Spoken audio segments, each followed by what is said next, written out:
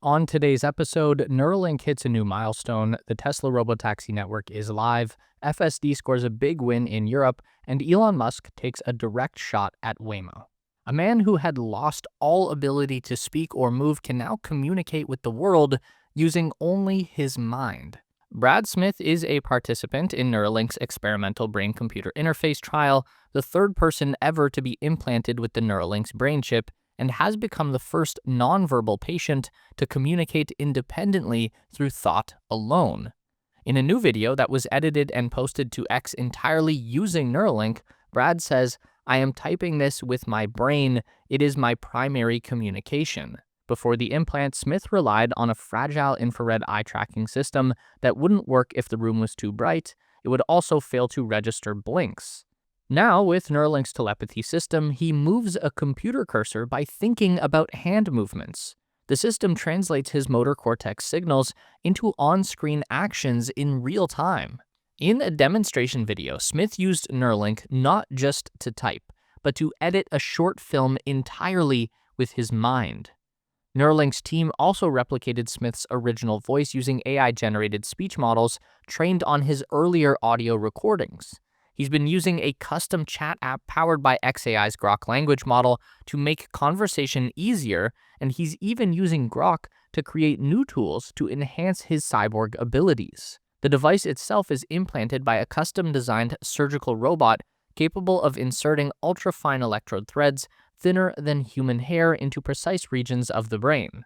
Elon Musk has claimed that robotic surgical systems will surpass even the best human surgeons within about 5 years, emphasizing Neuralink's robotic approach as a necessary foundation for the next generation of medical procedures. Following Smith's success, Neuralink is seeking to expand human trials. The company is now recruiting patients in the US, Canada, and the United Kingdom. Neuralink is reportedly aiming to enroll participants with spinal cord injuries and severe neurological conditions such as Parkinson's disease. To finance the next stage of development, Neuralink has a new goal of raising $500 million at a total company value of $8.5 billion, according to sources familiar with the company's funding plans. Tesla's semi-project is looking more real than ever. New footage reveals that Tesla is close to completing work on its new semi-factory next door to Giga Nevada outside the city of Reno. Tesla confirmed that production will begin in late 2025 and start ramping up next year. The semi-production facility is being designed for an eventual annual capacity of 50,000 trucks, positioning Tesla to become a major player in the heavy-duty freight sector, currently dominated by diesel giants like Freightliner and Volvo.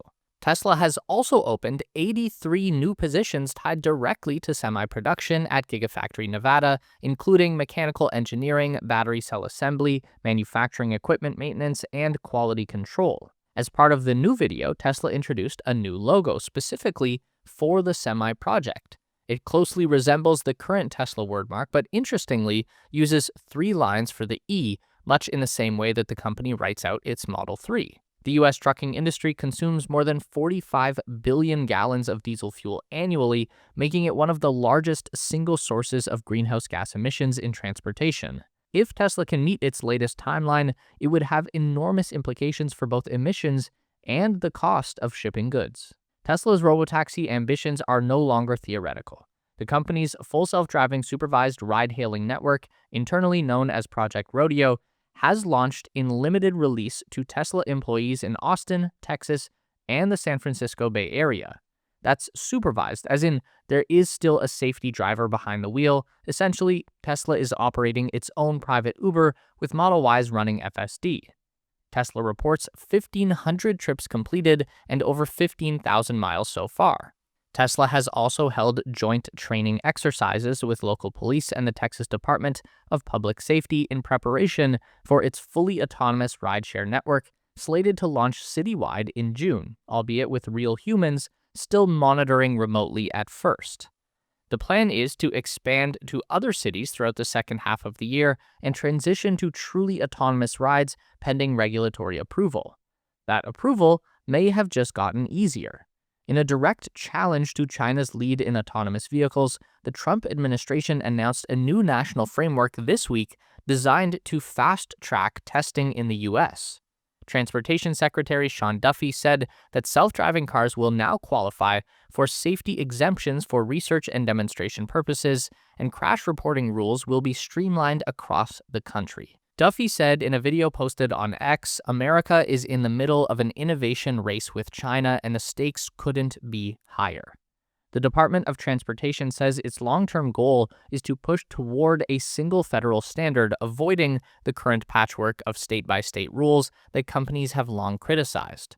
The Autonomous Vehicle Industry Association called the policy a bold and necessary step, and Tesla, with its pivot to supervised robotaxis, may be among the biggest beneficiaries. This soft launch also marks a pivot in Tesla's strategy. For years, Musk projected that Tesla would skip supervised phases and go straight to unsupervised robotaxis, but that no longer appears to be the plan. Now, Tesla appears willing to scale supervised services first, building real operational data, customer behaviors, and regulatory goodwill before giving the machines full control of the road. It will just be Model Ys at first. The Cybercab, Tesla's long-promised no-wheel, no-pedal vehicle, won't be going into production until next year. Eventually, people will be able to put their private vehicles on the network, earning owners cash while their cars operate as ride-hailing vehicles when not in use. Musk predicts that its robotaxi service could eventually generate more revenue for Tesla than it makes selling cars. Tesla has secured a major regulatory victory in Europe.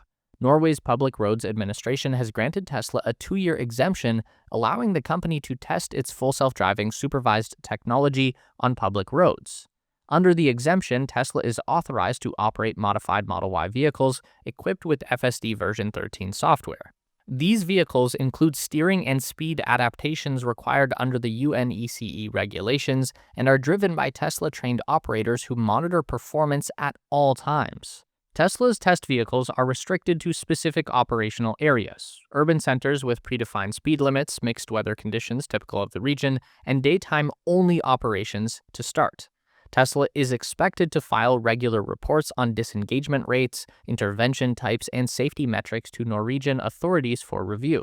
Tesla's exemption is structured under Europe's Article 39 rules, which allow early deployment of innovative technology in real-world conditions even before full EU-wide regulatory frameworks are finalized. The project represents Tesla's first formal European government authorization to operate FSD-equipped vehicles on public roads outside of private test sites.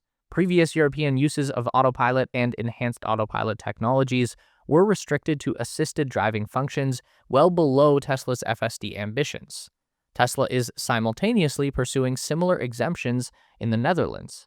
Although the exemption currently covers only supervised use, success in Norway could pave the way for full Level 4 autonomous testing in Europe by late 2026. Europe also presents Tesla with a complex regulatory landscape, unlike the United States, where regulatory oversight is often fragmented by state.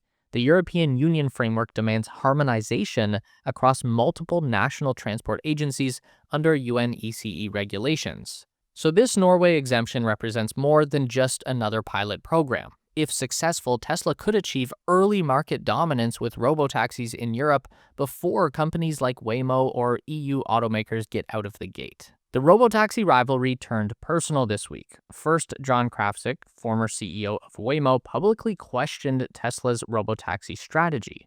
Speaking at an industry conference, Krafcik questioned the viability of Tesla's plan to scale autonomous ride-hailing based purely on AI vision without LiDAR sensors on high-definition maps. He said, although Tesla hopes to compete with Waymo someday, they've failed utterly and completely at this for each of the 10 years they've been talking about it. There's still a lot of promises, still no Tesla liability for FSD driving performance, and still no universal robotaxi service.